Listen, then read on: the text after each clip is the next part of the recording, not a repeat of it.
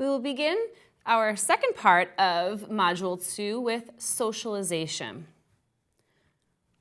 What is socialization? Socialization is the process of learning norms, rules, values, and attitudes of your society. So it's how we learn what is right and wrong within our culture. How does that happen? Well, we learn how to live in our own social surroundings. And this is really a vital, lifelong process of learning. And it takes place throughout the entire life course. When you are born into American society, you are socialized according to the characteristics of American society. Versus if you were born into Russian society, you would learn what is correct and how to behave, the characteristics of a Russian society. So a person learns the ways of attitudes, behaviors, languages, and cultures of society through this process of socialization. When sociologists begin to study socialization, they may look at something that is referred to as feral children. These are children that were deserted at a very young age. They were raised and groomed by animals. These individuals would acquire behaviors of the species that raised them. In 1798, there was actually an example of a feral child that was found in France. When this child was found, he walked on all fours.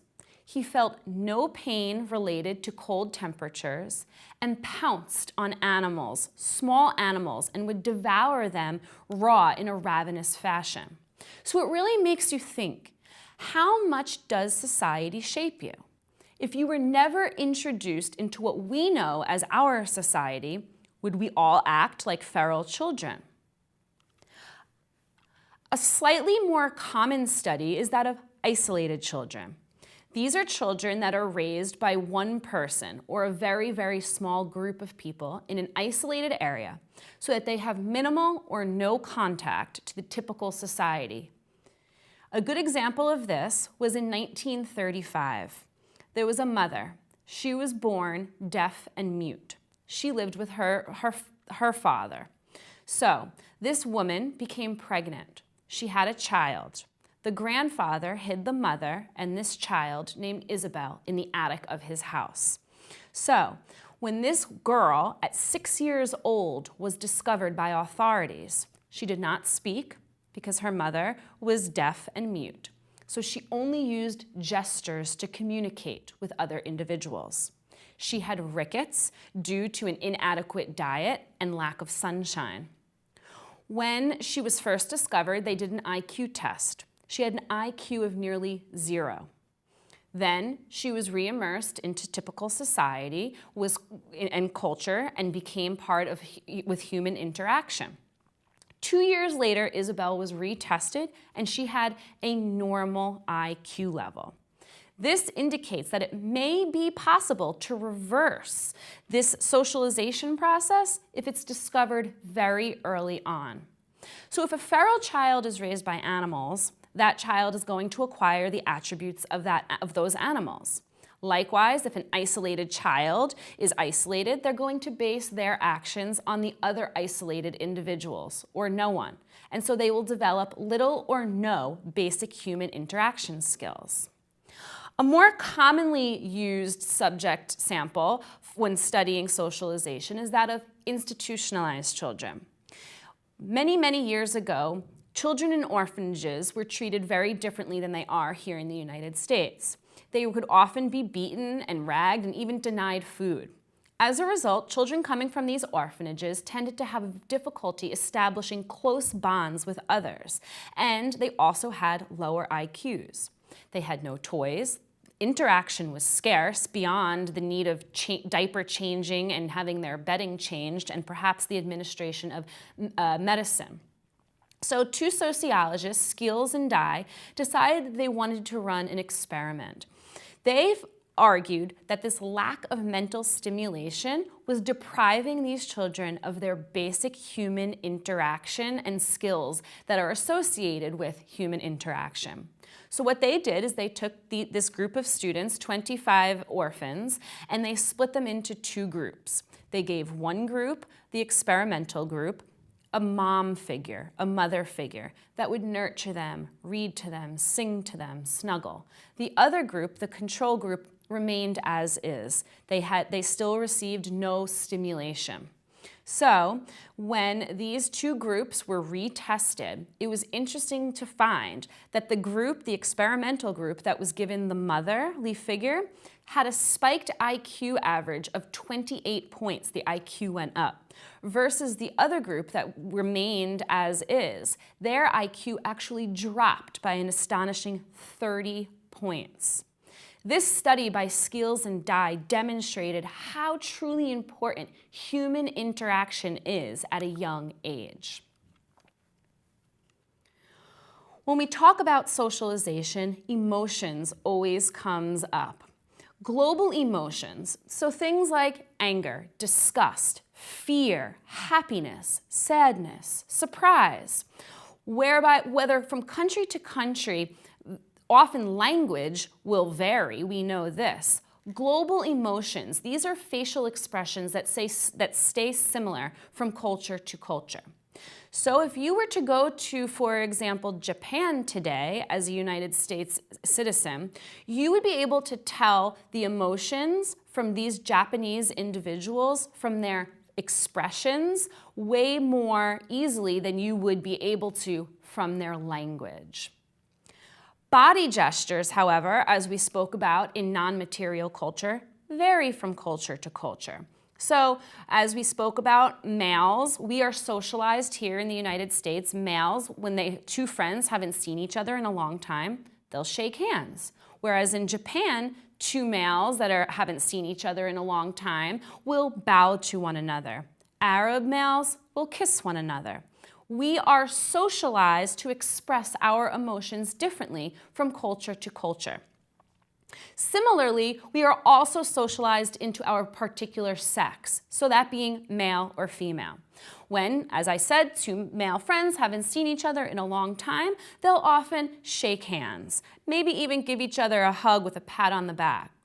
However, two female friends that haven't seen each other in a long time, they will often squeal and yell, "Ah!" so excited to see one another.